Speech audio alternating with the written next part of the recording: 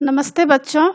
आज मैं आप लोगों को क्लास 9 कृतिका का पाठ रीढ़ की हड्डी, इसका मैं MCQ प्रश्नोत्तर पढ़ाने जा रही हूँ।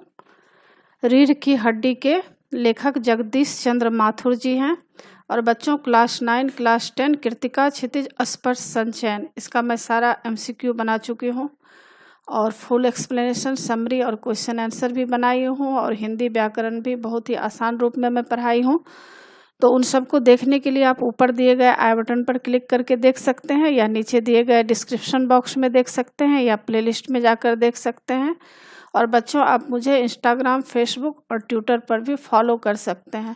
तो अभी हम लोग पढ़ेंगे रीढ़ की हड्डी का MCQ प्रश्नोत्तर यानी मल्टीपल चॉइस क्वेश्चन, जिसको ऑब्जेक्टिव टाइप का प्रश्नोत्तर कहा जाता है या बहुविकल्पीय प्रश्नोत्तर कहा जाता है। तो इसमें आपको 4 ऑप्शन रहेंगे, 4 में से 3 गलत रहेगा, 1 ही सही रहेगा और आपको सही उत्तर एग्जाम में लिखना होगा। तो इसके लिए प्रैक्टिस की ज़रूरत है। तो मैं सारे में टिक कर दी हूँ, आपको कोई भी दिक्कत नहीं आएगा। पाठ शुरू करते हैं। पहला प्रश्न है, रीढ़ की हड्डी पाठ के लेखक कौन है?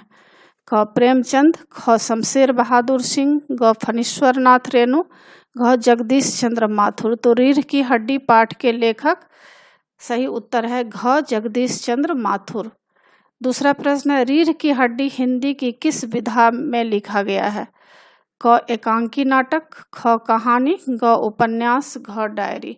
तो रीढ़ की हड्डी हिंदी की किस विधा में लिखा गया है? इसका सही उत्तर है क एकांकी नाटक के रूप में लिखा गया है। तीसरा प्रश्न है, रीढ़ की हड्डी किसकी नहीं है? क रामस्वरूप की, ख गोपाल की, ग शंकर की, घ प्रेमा की। तो रीढ़ की हड्डी किसकी नहीं है? इसका सही उत्तर है ग शंकर की। चौथा प्रश्न है, उमा कैसी लड़की है?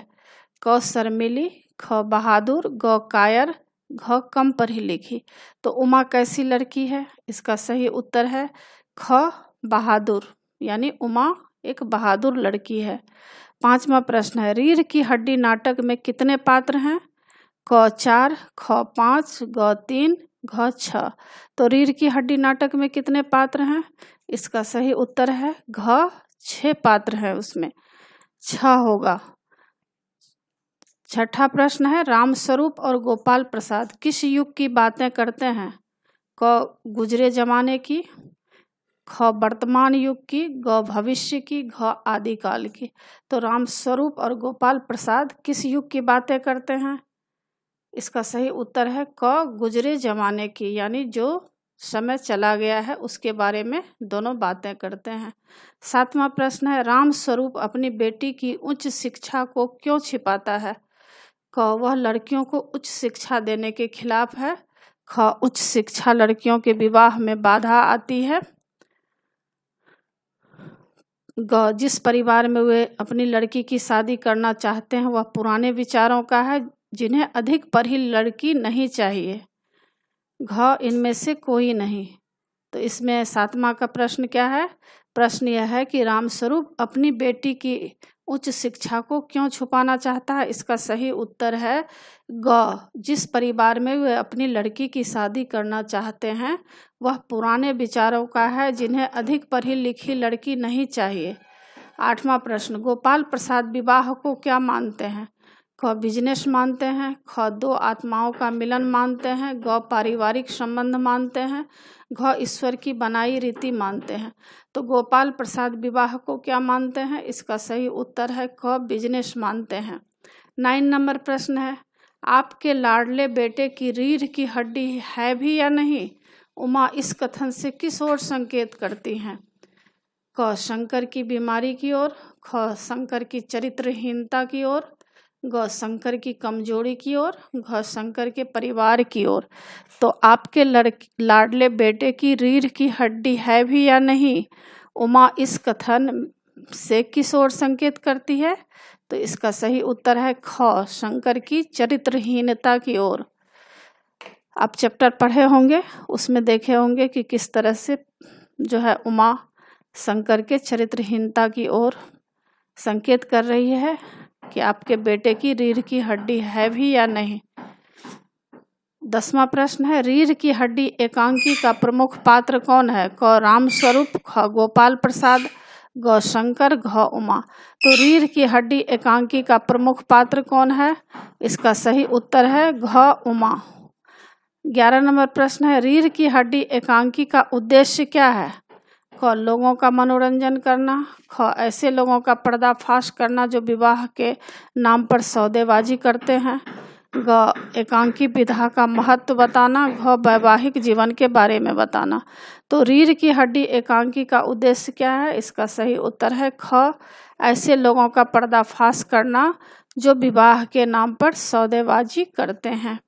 12 नंबर प्रश्न है, हमारे समाज को आज कैसे व्यक्तित्व की जरूरत है? क रामस्वरूप जैसे, ख उमा जैसे, ग गोपाल प्रसाद जैसे, घ शंकर जैसे। तो हमारे समाज को आज कैसे व्यक्तित्व की जरूरत है? इसका सही उत्तर है ख उमा जैसे व्यक्तित्व की जरूरत है। और बच्चों इसमें देखिए नीचे सारे उत्तर भी दिए गए हैं, 1 से लेकर 12 तक प्रश्न है, जैसा कि इसमें आप देख सकते हैं। इसमें दिया गया है 12 तक इसमें उत्तर है और सब में मैं टिक लगा दी हूँ। और इसमें कुछ प्रश्न उत्तर भी दिए गए हैं, जो इसको भी मैं पढ़ा देती हूँ। नीचे दिए गए कथन का उनके वक्ता के साथ मिलान कीजिए। क का है, परमात्मा के यहाँ अकल बंट रही थी तो तुम देर से पहुँचा था। देखिए क ख ग घ अंग छ तक है और सबका उत्तर दिया गया है नीचे। तो सारे इसमें आप देख सकते हैं। पहला प्रश्न है, परमात्मा के यहाँ अकल बंट रही थी तो तुम देर से पहुँचा था क्या? तो इसका सही क्या होगा? उत्तर होगा बाबू। दूसरा है ख, जी हाँ कोई नौकरी तो कराना नहीं, कौन बोले हैं? इसका सही उत्तर है शंकर बोले हैं। तीसरा है ग का, लेकिन वह तुम्हारी लाडली बेटी तो मुंह फुलाए पड़ी है। तो ग यह बात कौन बोले हैं? इसका सही उत्तर है ग प्रेमा। घ का है, कचौड़ियाँ भी तो उस जमाने बाबू में पैसे की 2 आती थी, ये कौन बोले हैं? घ का तो रामस्वरूप बोले हैं। अंगह का है, जरा इसे भी तो मुंह खोलना चाहिए, अंगह का कौन बोल रहे हैं? इसका उत्तर है गोपाल प्रसाद बोल रहे हैं। च का देखिए, रिकॉर्ड एक बार चढ़ा तो रुकने का नाम नहीं, कौन बोल रहे हैं? रामस्वरूप बोल रहे हैं। च उत्तर सही होगा। तो इसमें आप देख सकते हैं इतना था और आगे कुछ टिक करने के लिए, क्रॉस करने के लिए रहेगा। यानी उचित कथन के सामने टिक लगाइए और अनुचित यानी गलत कथन के सामने क्रॉस का चिन्ह लगाइए। उमा ने MA की परीक्षा पास की। तो देखिए सबका यहाँ टिक दिया हुआ है, क में सारे टिक नीचे दिए हुए हैं, तो उसमें से आप मिलान कर लीजिएगा। और सामने है, सामने दिए गए वाक्यांशों के साथ मिलान करके लिखिए। इसमें भी 15 नंबर में भी कुछ दिए गए हैं, तो इन सबको भी आप अच्छी तरह से मिलान कर लीजिएगा। और बच्चों इसी के साथ पाठ की समाप्ति होती है। आशा है आप लोगों को सारा पाठ अच्छी तरह समझ में आ गया होगा।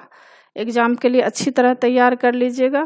और बच्चों आप मेरे चैनल देवज नागरी को ज़रूर सब्सक्राइब कीजिएगा और सब्सक्राइब के बगल में बेल आइकन बटन है, उसे क्लिक कीजिएगा ताकि जो भी मैं वीडियो बनाती हूँ उसका नोटिफिकेशन आप तक सबसे पहले पहुँचेगा। और शेयर कीजिएगा, लाइक कीजिएगा और कमेंट्स कीजिएगा कि आपको यह पाठ कैसा लगा। नए पाठ के साथ फिर मैं मिलूँगी बच्चों। धन्यवाद।